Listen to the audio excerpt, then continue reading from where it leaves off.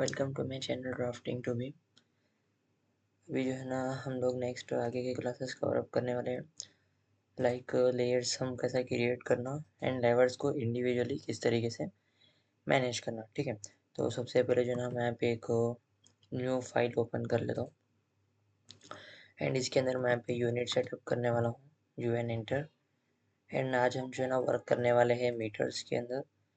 तो मेरा जो टाइप रहेगा मीटर में, अगर आप वर्क कर रहे हो तो मेरे यूनिट्स रहेंगे डेसिमल एंड इसके प्रिसिशन वैल्यू 0.00 एंड यहाँ पे यूनिट फॉर्मेट आप करने वाला है मीटर्स। ठीक है, देन इसके बाद आपको सेट करना है डायमेंशन स्टाइल। सबसे पहले सिंबल एंड एरोज। अब सिंबल एंड एरोज के अंदर जो एरो का साइज है कुछ भी एक मिनिमम यूज़ कर सकते हैं। देन एक टेक्स्ट हाइट आप सिमिलरली यूज़ कर सकते हैं यहाँ पे आपका फॉन्ट। ठीक है, सेट करेंट कर रहे हैं, देन क्लोज। प्राइमरी यूनिट्स आपको यूज़ करना है पे 0.00। ठीक है, एंड यहाँ पे इसका यूनिट फॉर्मेट डेसिमली से रखना है। ओके करें, सेट करेंट एंड यहाँ पे इसको करना क्लोज। तो सबसे पहले लेयर क्रिएट करने के लिए आप यहाँ पे LA एंटर शॉर्टकट यूज़ कर सकते हैं। अब LA एंटर यूज़ करने के बाद इस तरीके का आपके पास एक बेसिक इंटरफेस आता, जिसके अंदर आपके पास प्री डिफ़ॉल्ट जो भी लेयर क्रिएटेड है वो आपको यहाँ पे मिल जाते हैं। देन आप अपने हिसाब से कुछ लेयर्स एडअप करना चाह रहे, लाइक वॉल्स, डोर्स, विंडोज़ के लिए हो गया, फिर फर्नीचर के लिए हो गया। तो यहाँ पे सिंपली जो है यहाँ पे न्यू लेयर के ऊपर आप क्लिक कर सकते हैं या फिर इसका शॉर्टकट Alt+N यूज़ कर सकते हैं। ठीक है, एंड यहाँ पे हम लेयर का एक नेम डिफाइन कर रहे हैं वॉल। एंड आप उसके रिकॉर्डिंग जो भी आपको कलर रिक्वायर्ड है वॉल का, आप यहाँ से कलर वो चूज़ कर सकते हैं अपने रिक्वायरमेंट के हिसाब से। इंडेक्स कलर आपको रिक्वायर्ड तो इंडेक्स के अंदर से आप जो भी कलर होना है वो सेलेक्ट करके ओके कर सकते हैं। तो जब भी आप जो है ना वॉल यूज़ करेंगे तो उसका जो कलर है इस तरीके का आपको विजिबल होगा। तो सिमिलरली यहाँ पे मैं वॉल्स के लिए डोर्स, विंडोज़, फर्नीचर्स, टैग्स हो गया, ठीक है, सारों के लिए यहाँ पे लेयर्स क्रिएट कर लेता हूँ। ये हो गया विंडो के लिए एंड यहाँ पे हो गया आपके पास टेक्स्ट के लिए एंड ये हो गया आपके पास फर्नीचर के लिए। ठीक है, तो हर एक के लिए यहाँ पे इंडिविजुअली कलर हम यहाँ पे मैनेज कर लेंगे। टेक्स्ट के लिए basically white colour and furniture के लिए आप अपने रिक्वायरमेंट के हिसाब से कुछ भी यहाँ पे कलर चूज़ कर सकते हैं। ठीक है, अभी यहाँ पे जो है ना आपको लेयर सेक्शन में यहाँ पे बताया आप 0 लेयर यूज़ कर रहे हैं। अगर यहाँ पे आपको जो है ना वॉल एक्टिवेट करना है, डोर या फिर विंडो का लेयर अगर आपको एक्टिवेट करना है तो सिंपली आपको यहाँ पे सेलेक्ट करना है आपके वॉल को। देन यहाँ पे आपको यूज़ करना है Alt+C। ठीक है, सेट करेंट करने के लिए या फिर ये वाले ऑप्शन का यूज़ कर सकते हैं आप अगर आपको सेट करेंट करना रहा तो। देन यहाँ पे आप क्लोज कर लो एंड यहाँ पे मेरी वॉल एक्टिवेट हो गई। अब यहाँ पे कुछ भी मैं यहाँ पे लाइन कमांड यूज़ कर रहा हूँ, ठीक है, या फिर कोई रेक्टेंगुलर कमांड यूज़ कर रहा हूँ, तो ये सारे जो है ना मेरे एक लेयर के अंदर आ जाते। ठीक है, तो अभी मैं यहाँ पे सबसे पहले वर्क करने वाला हूँ एक नॉर्मल प्लान के अंदर। तो अब यहाँ पे लाइन कमांड का यूज़ करके ऑर्थो को ऑन कर लो एंड यहाँ पे जो भी आपको वैल्यूज़ रिक्वायर्ड है, लाइक मेरे को यहाँ पे 3 मीटर बाई 3.5 मीटर का एक रूम रिक्वायर्ड है एंड यहाँ पे भी सिमिलरली 3 मीटर एंड 3.5 मीटर, इस तरीके से एक रूम ले लेंगे।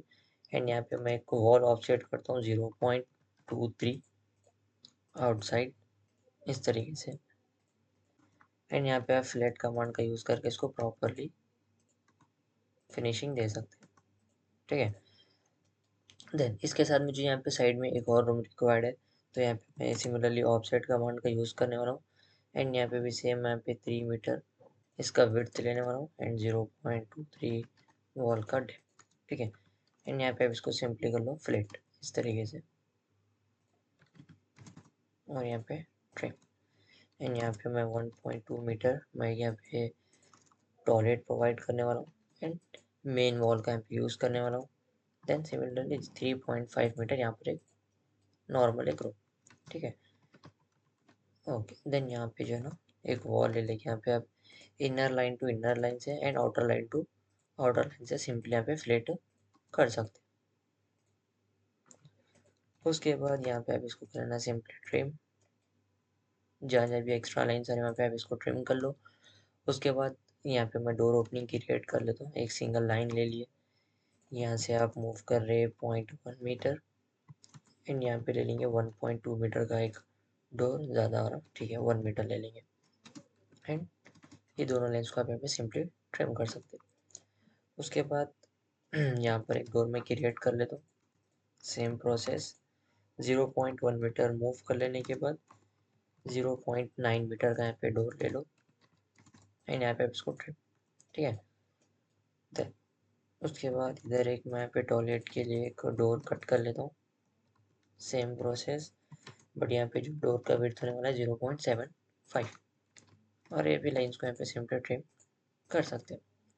उसके बाद यहाँ से मैं लेयर को सिलेक्ट कर लेता हूँ। मुझे डोर पे वर्क करना है तो डोर का लेयर सेलेक्ट कर लो। टीपी एंटर टूल प्लेट्स का यूज़ करके आप यहाँ पे डोर को एडअप कर सकते हैं। देन सिंपली यहाँ पे इसका जो भी ओपनिंग्स है सेट कर लेके इसको हम यहाँ पे कर लेंगे मूव।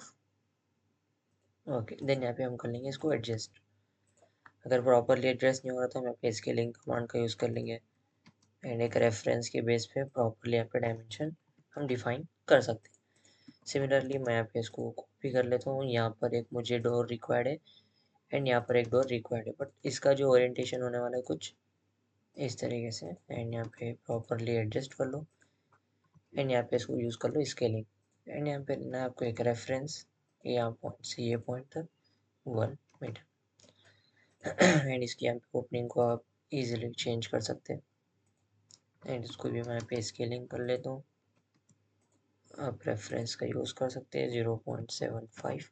ओके, तो डोर्स कंप्लीट होने के बाद मेरे को यहाँ पे करना है विंडो क्रिएट। तो वो विंडो आप यहाँ पे सेलेक्ट कर सकते हैं टूल पैलेट्स का यूज़ करके। यहाँ पे सिमिलरली विंडो का यूज़ कर सकते हैं। देन विंडो के अंदर यहाँ पे दिया हुआ है 0.15 एंड 1 मीटर समथिंग। ठीक है, एंड ये मुझे रिक्वायर्ड है 1.2 मीटर एंड यहाँ पे मैं सिंपली इसको कर लेता हूँ यहाँ पे कॉपी ये वाले पॉइंट से। ओके, अभी मुझे यहाँ पे रेफरेंसेस ऐड अप कर लेता हूँ 0.6 metre right side and left side and ये रिक्वायरमेंट के हिसाब से मैं अपनी विंडो को प्रॉपरली एडजस्ट कर लेता हूँ लाइक इस तरीके से।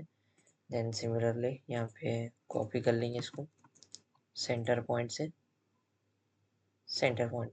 ठीक है, देन एक मुझे वेंटिलेशन रिक्वायर्ड है तो वेंटिलेशन के लिए मैं यही यूज़ कर लेता हूँ 0.6 मीटर्स में भी इनफ रहेगा। ओरिएंटेशन, देन आपको कहाँ पे वेंटिलेशन रिक्वायर्ड है आप वहाँ पे यूज़ कर सकते हैं। जैसे कि मेरे को ये वाले फेस पे रिक्वायर्ड है। ओके, तो इसका ओरिएंटेशन मैं सेट कर लिया। सो देन यहाँ पे आप इसको मूव करके एग्जैक्ट सेंटर में प्लेस कर सकते हैं। ठीक है, तो ये हो गए मेरी विंडोज़ हो गए, ये हो गए मेरे वॉल्स। ठीक है, तो मैं यहाँ पे लेयर के अंदर आके वॉल के कलर को स्लाइटली चेंज कर लेता हूँ लाइक ज़रा लाइट कलर इस तरीके से। ओके, ठीक है, देन मुझे यहाँ पे ऐडअप करने का है कुछ फर्नीचर्स।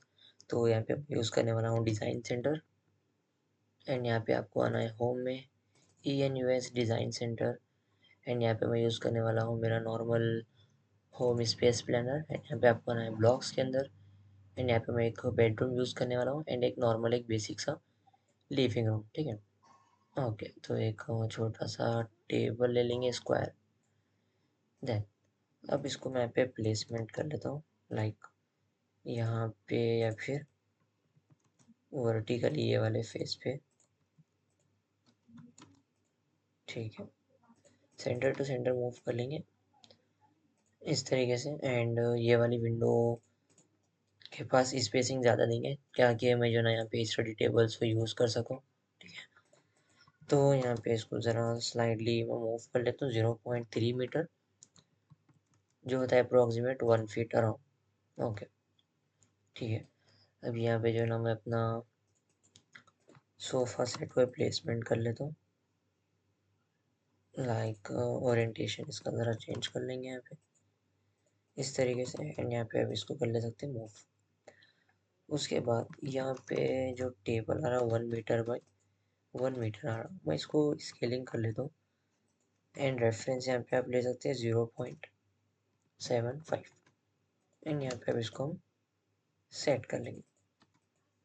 ठीक है, आप जो है ना ऑर्थो का ऑफ करके भी प्रॉपरली इसको एडजस्ट कर सकते हैं, but okay no problem. And design centre के अंदर से जो है ना हम कुछ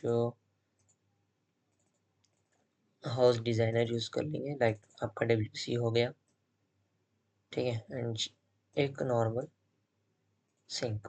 ठीक है, एंड यहाँ पे हम कर लेंगे इसको प्रॉपरली एडजस्ट। ओके, 0.9 मीटर मैं पे मूव कर लेता हूँ अप्रोक्सीमेट। ठीक है, अभी इसको आप यहाँ पे प्रॉपरली एडजस्ट कर सकते हैं। ठीक है, इस तरीके से। देन ये सारी चीज़ें होने के बाद आप ये वाले फेस पे अपना शावर वो यूज़ कर सकते हैं। ओके, मैं और एक चीज़ यहाँ पे फर्नीचर्स प्रॉपरली हो गए मेरे, एंड मेरे डोर्स विंडोज़ भी यहाँ पे हो गए। अभी जो है ना नेक्स्ट इसके अंदर मेरे को यूज़ करने का है टेक्स्ट।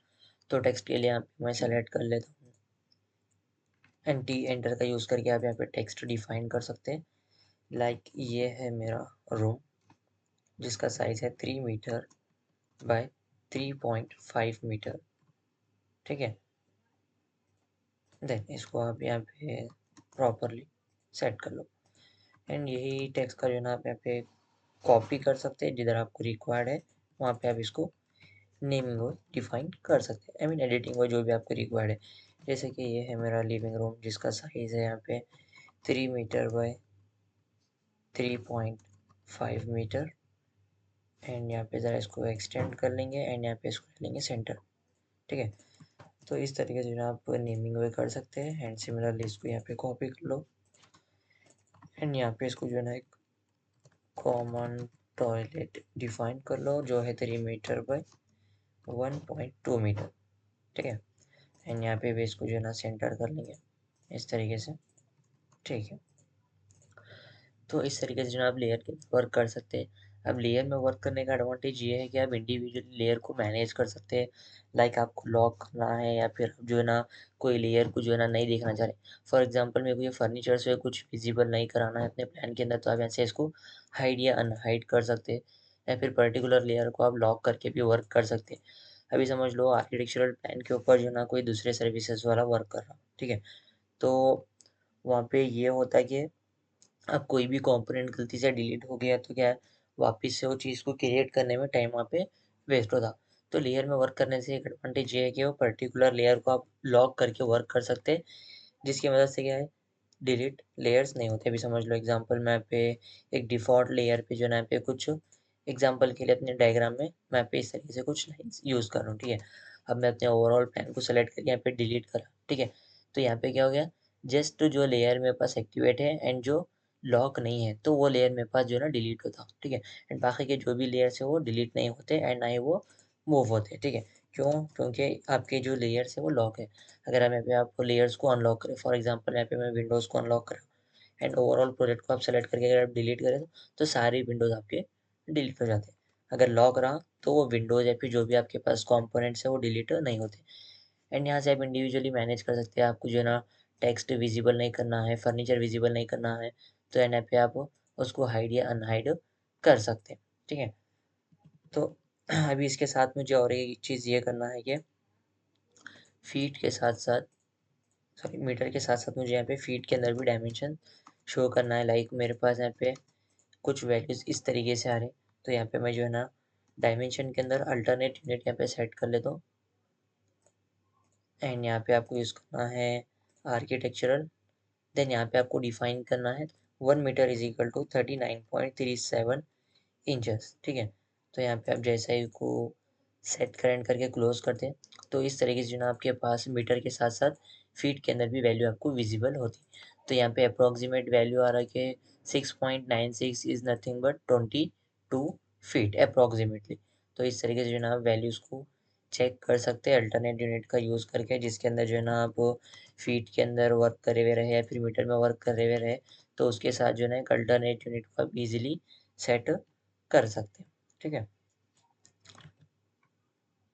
ओके, तो आप जो है ना ये सारी चीज़ों को एक बार इंडिविजुअली प्रैक्टिस करके देख लीजिए, एंड इसके बाद आने वाले क्लासेस के अंदर जो है ना हम लोग फ्रंट एलिवेशन किस तरीके से डिज़ाइन करना, एंड उस तरीके उसके अंदर जो है ना जो भी आपके पास गेट आ रहा या फिर आपके पास डोर्स विंडोज़ एंड स्टेयरकेस है, तो उसका फ्रंट एलिवेशन किस तरीके से आप डिज़ाइन कर सकते हैं, वो सारी चीज़ें स्टेप बाय स्टेप आने वाले क्लासेस के अंदर हम कवर अप करेंगे।